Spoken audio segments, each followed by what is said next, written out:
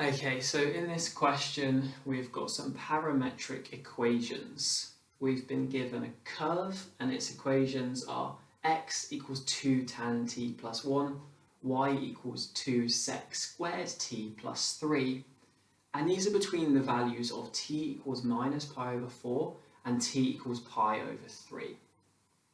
We've also been given a straight line L.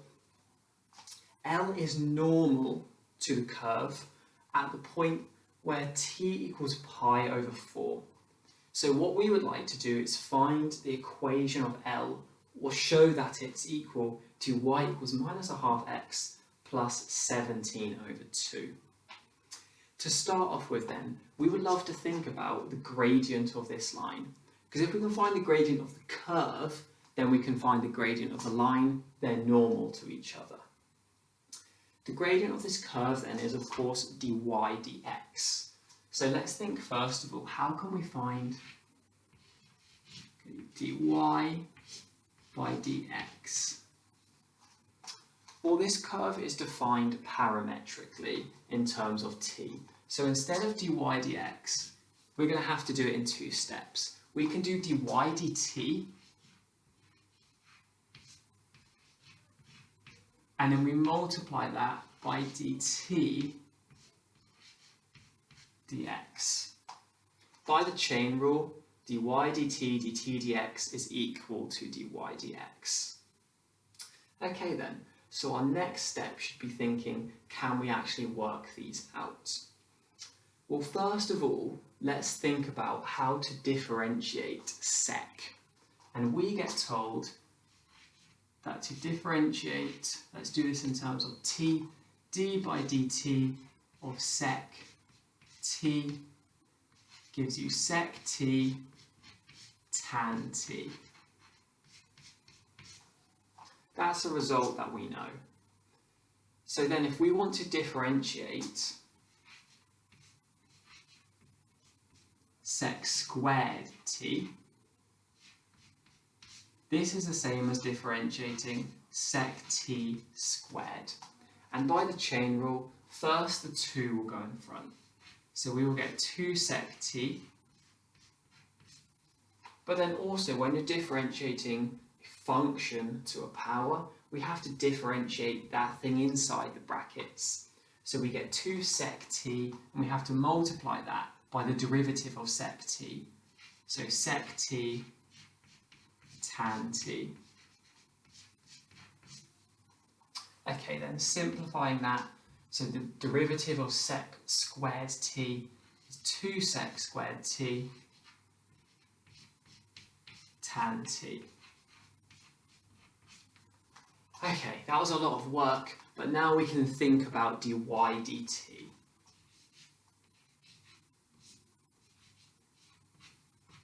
Well, dy dt is 2 lots of sec squared t, so we need to double this derivative that we've just found. So we're going to have 4 sec squared t tan t. And luckily for us, the plus 3 disappears under differentiation, so that's just dy dt. dx dt is significantly easier to work out, because x is just 2 tan t plus 1. So dx dt, we know that tan differentiates to sec squared, so dx dt is just going to be 2 sec squared t, and the 1 disappears. Obviously we have the 2 in front because we have 2 lots of tan t. So dy dx is going to be dy dt times dt dx. We need to do 1 over this, or we can just divide by this. Let's write that out. So dy dx equals, it's going to be 4 sec squared t tan t. So 4 sec squared t tan t divided by 2 sec squared t.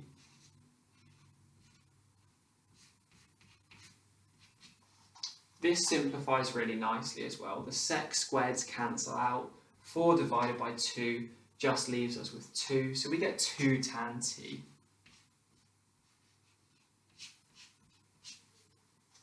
Okay, we're going to have to go up to the top on the other side, and let's make it so we've got some room to work in. Well, dy dx is 2 tan t, and we get told that our line is normal at the point where t equals pi over 4. So first of all, we should sub t equals pi over 4 into 2 tan t. So let's have a look. Dy dx at the point p where t is pi over 4, we're going to get 2 tan pi over 4. Luckily for us, pi over 4 is quite a key value for tan. It's where sine and cos are equal to each other at 45 degrees. So tan is just 1 there. So 2 lots of 1 just mean dy dx is positive 2. Well, now we should be thinking then, I'll just change to another chalk. Now we should be thinking about if dy dx is 2, what does that mean for our normal line? These meet at 90 degrees. If dy dx is 2, we know the product of those gradients has to be minus 1. So this tells us that, let's call this ml. The gradient of the line L has to be minus 1/2, because it has to be the negative reciprocal. So minus 1/2. And we can put this arrow meaning implies that. Okay, that looks good so far, because we wanted to show it's minus 1/2 x plus 17 over 2.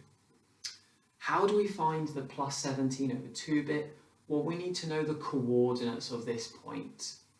We could find those by substituting in x and y to these parametric equations, finding that coordinate.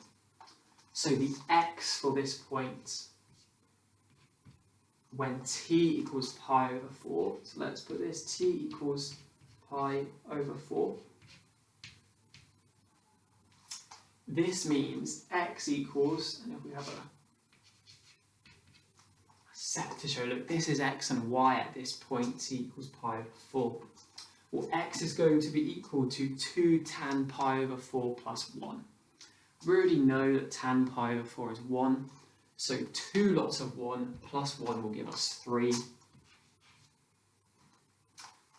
And 2 sec squared of pi over 4 plus 3, well, let's think about it. If we have got t equals pi over 4, well then sec squared of pi over 4, let's think what we know. So cos pi over 4 is root 2 over 2. We know that cos at 45 is root 2 over 2. So sec at pi over 4 will be 2 over root 2, because it's 1 over cos. So sec squared at pi over 4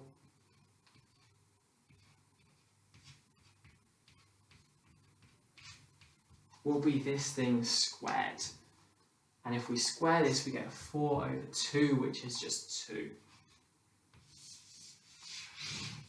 So that's just a bit of thinking, puzzling out those values. Sec squared at pi over 4 is 2, so 2 lots of that give us 4, plus another 3 gets us 7.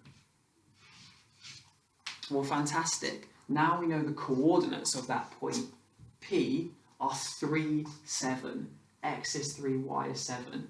And we know the gradient of the line that goes through it is minus 1/2. We can put that together now to find the equation of that line.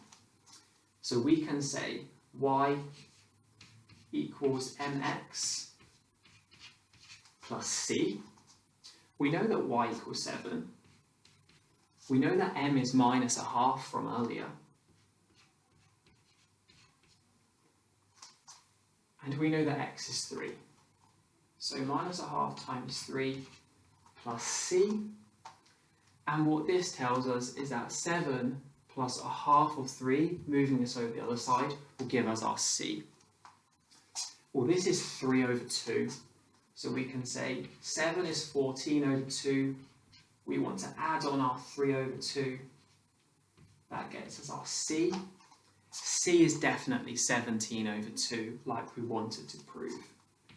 This is 17 over 2. At this point then, we found the gradient that we wanted to show.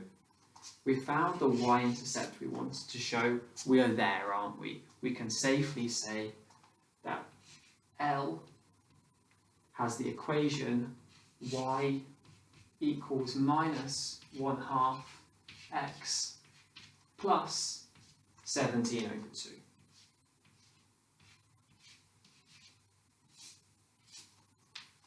Okay, I need to rub the whiteboard off and then I'll be back for part B.